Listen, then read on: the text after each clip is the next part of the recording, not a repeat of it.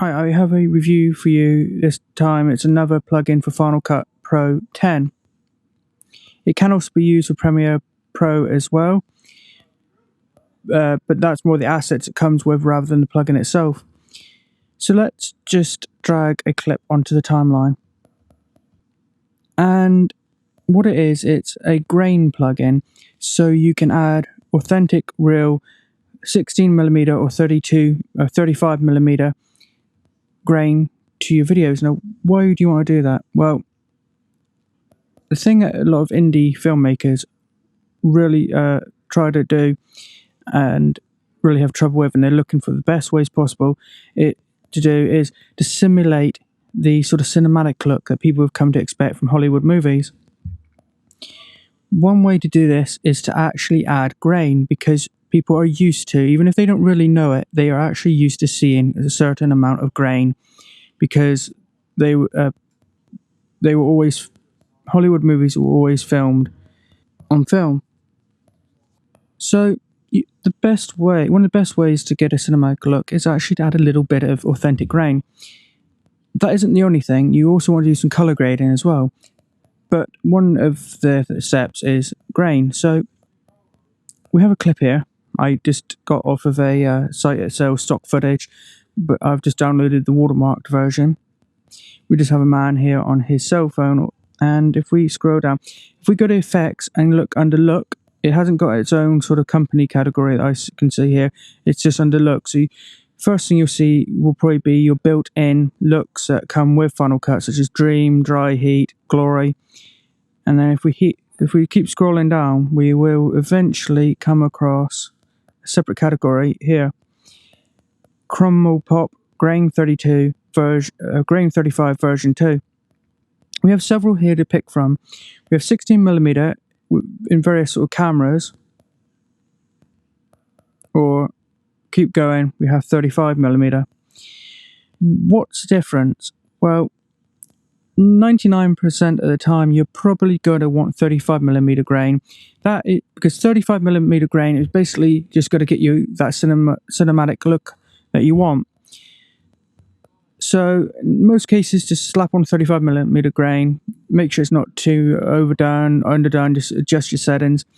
But if you want perhaps a bit more of a retro look, say you're making a movie that's sort of a tribute or whatever to 1980s slasher movies, or any other really 1980s horror movie, then maybe you want to put some 16mm grain on to give it a slightly more vintage look.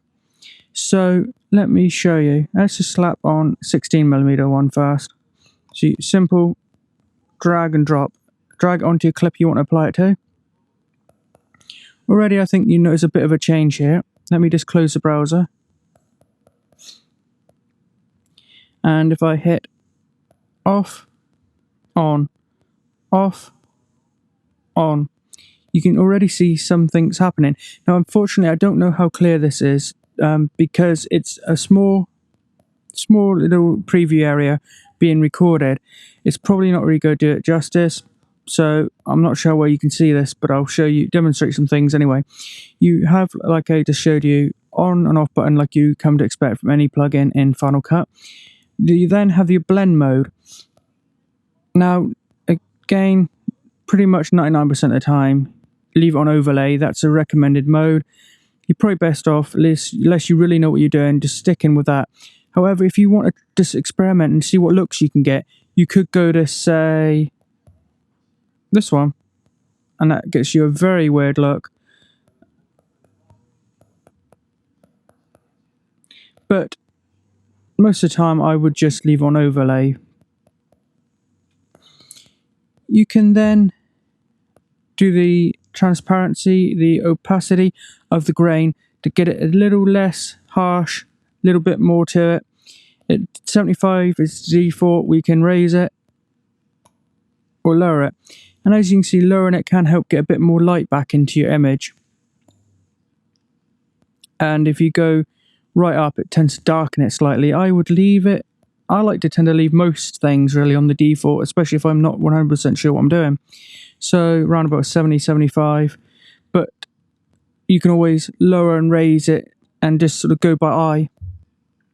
You then have saturation. Basically, this is the color. So 0 by default means basically it's black and white.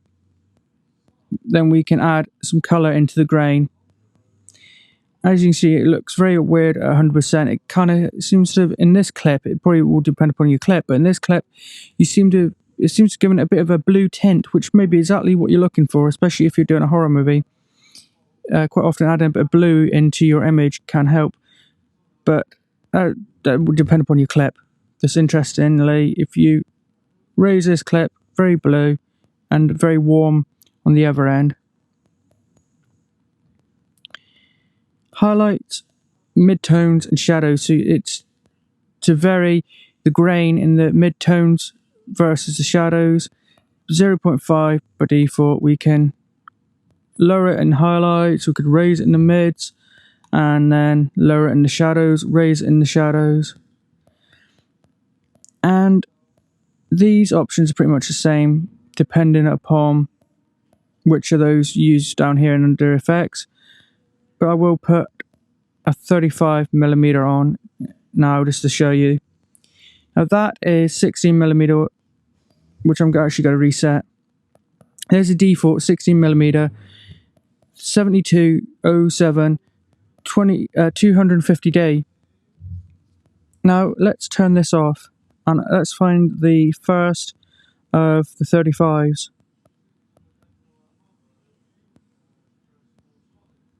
That seems to be it here. Let's drag over.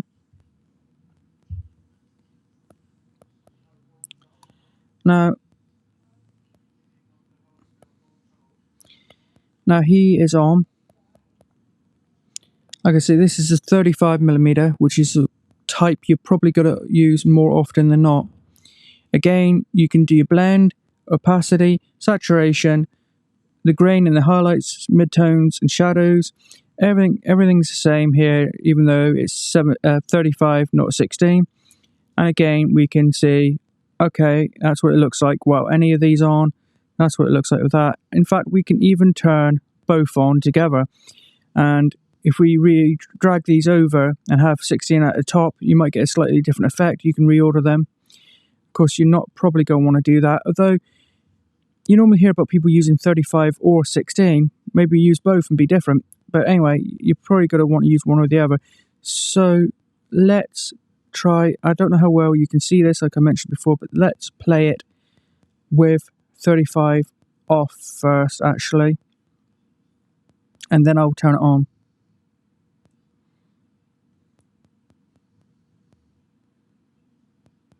If the clip is lagging, it's because I'm only on a laptop. I'm not on a desktop computer. I'm only on a laptop with pretty much all my disk space run out. I need to do a bit of spring cleaning. So I'm having a bit of lag with Final Cut at the moment. But if you see any lag here, it's not the clip and it's not really Final Cut or the plugin. So try to remember what that looks like, and let's put on 35 and see where we go from there.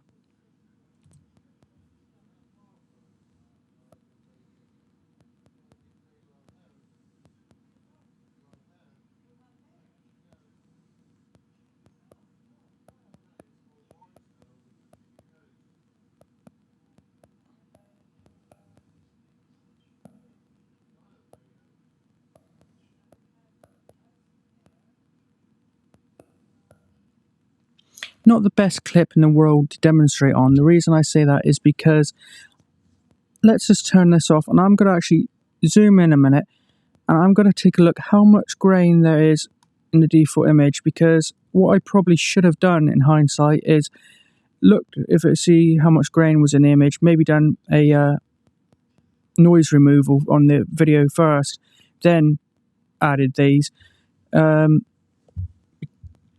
Let's just have a look. Anyway, I see this isn't the best image, unfortunately, to use because it's just some stock image and it's low quality. Because, okay, now let's turn it on. Yeah, the image is unfortunately very low quality. Not the best footage, unfortunately, in hindsight, that I could have picked, but yeah, I've used it on other images. It works. So yeah, basically, my thoughts on it is actually very handy to have, because a lot of these sort of packages, these plugins and things sell 35mm grain or 16mm grain or 16mm or 35mm plugins. They are one or the other. They're 16 or 35. This has a few of both, and not just as plugins, it also comes with assets, which are actual images. So if you are not using Final Cut and you're using, say, Premiere Pro, you can still add grain, just not with the interface. You manually add it, and I'm actually going to demonstrate what I mean by that now. So let's imagine that this is not Final Cut. We don't have the plugin. We're in Premiere Pro or Avid Media Composer, I think it's called. Let me go to movies. Let me go here.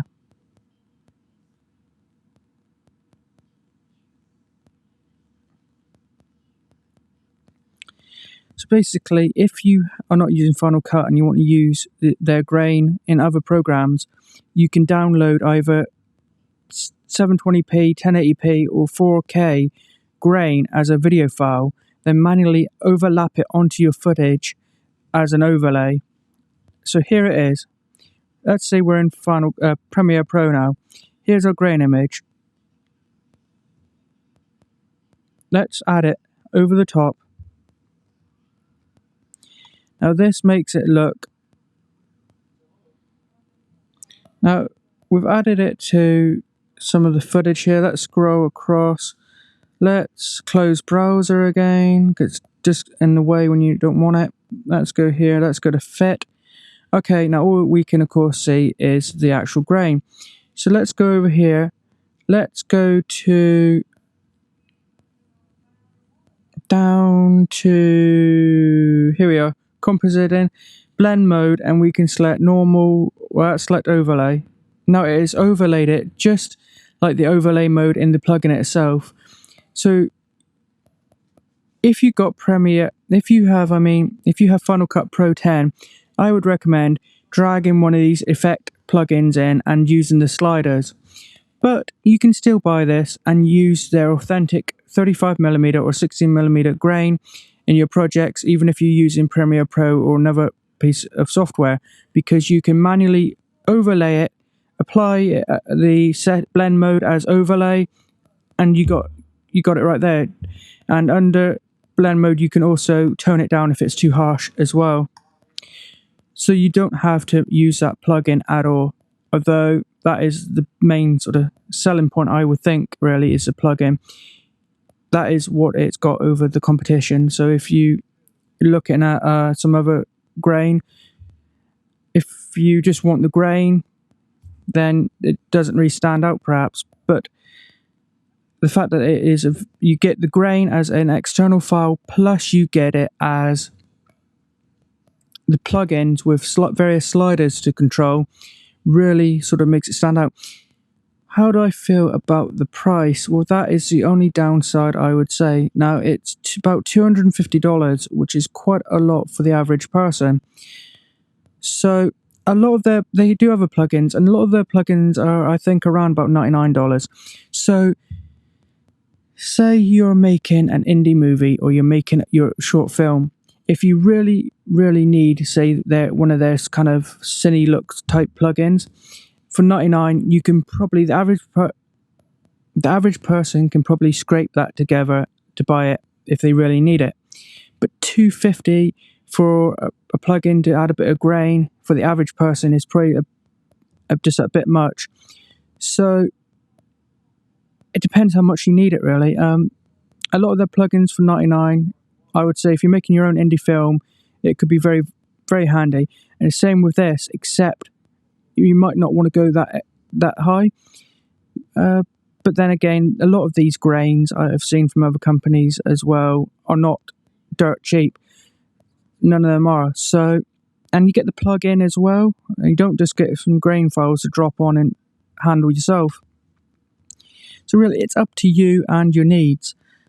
Personally, I would like to just for the average person doing some sort of indie project, I would like to have seen it at 99, like some of their other plugins. But that's up to you, really. And take a look for yourself. Maybe compare it with some of the competition. See what their prices is, what you get. To see what their prices are. See what you get with them versus this. This probably is going to be a bit better than a lot of the others because of the neat plugin. A lot are going to just give you some files to overlap yourself. Well, that extra control. So I do recommend you do take a look at a website, look at the description yourself. In fact, I'm actually going to get the page up here quickly to show you. It's called Grain35, though it does come with 16mm as well. It's film grains and a plugin. It's drag and drop, easy, real, like I say, authentic 35mm and 16mm film grain textures. 11 popular Kodak and Fuji film stocks, available as both 4K and 1080p film grain assets. Available for immediate download. It's high quality film grains, 11 different stocks, plus it works with Final Cut 10, 6, 7 and other programs. Some of their customers, not necessarily for this, but some of the customers for their plugins include the BBC, DreamWorks, Sony and MTV, Fox, CNN, CBS. So they're not some little fly-by-night thing that nobody uses. They seem to be quite well known, quite well used, and I like it. I personally like the plugin because some of the other, like I say, grains you do see, you just slap a file on and make do. This one does have some nice sliders, so I'd recommend looking at this. And even if you think maybe this is a bit steep for what you need, for your project for 35mm grain, then I would at least recommend you go here. Let's go to Ore, and they do some wonderful plugins like, let me see, there's this one here which is only $40 and it helps recover and improve the quality of your image. And there is Tone Grade, which is $40 as well. Easily do HDR tone mapping for hyper real color grades. So it basically a bit of a color grading program there, or Color Kit, which is another fast color correction. 34 powerfully designed color grades for $99. Now that is one that I think looks very interesting. You also have some others, like such as here. If you just want 16mm grain, there is this option here, and there is a film noir plugin as well as a few other bits and bobs. You can also, if you want to try what they're like, there is a couple of free ones. There's a free version of their Split Screen X, and there is a light version of the Film Noir plugin. So I do recommend that you go to their website and check them out, because even if you don't want to pay $250 for some grain, you may want to go here and you may be interested in at least maybe Color Kit for $99, or perhaps this one for $40. So let's, just before I wrap up, let's just play this that I added manually. In fact, the manually added one here seems to stand out a bit more. I can see the grain a bit clearer than I could in the plugin, but I think that's probably just the settings. I kept, like I say, kept most of them on default. This one here, because there isn't really many options, I think that's what it is. But yeah, definitely that stands out. You can really see the grain here, 16mm grain. Really see it on his face and on the ceiling here. I don't know if you can watching the screen capture, but I can definitely see it in this manual ad. So yeah, it's $250, or there is the one with just 16mm, which you might want to check out. I'm not sure if it came with the plugin. But if you want some 60mm grain, they do that other one you could check out. It when you install it, it is under effects and not a company name. It's just under the standard looks, and then scroll down. Then up here, once you've got the plugin, the layer with the plugin selected, which I don't at the moment because I haven't got it on, but it's, yeah, here we are, effects. It'll be here in the inspector, and you can adjust your overlay and various saturation and opacity settings for it from there. So I do find it a little steep, the price for the average indie filmmaker or person, but very good grain program, because it comes with both the assets and the plugin with sliders. So definitely check out their website, and thanks for watching. Please like, share and comment, and if you could do me a huge favor and subscribe, as it only takes you a few seconds and will help me out a lot. Thanks.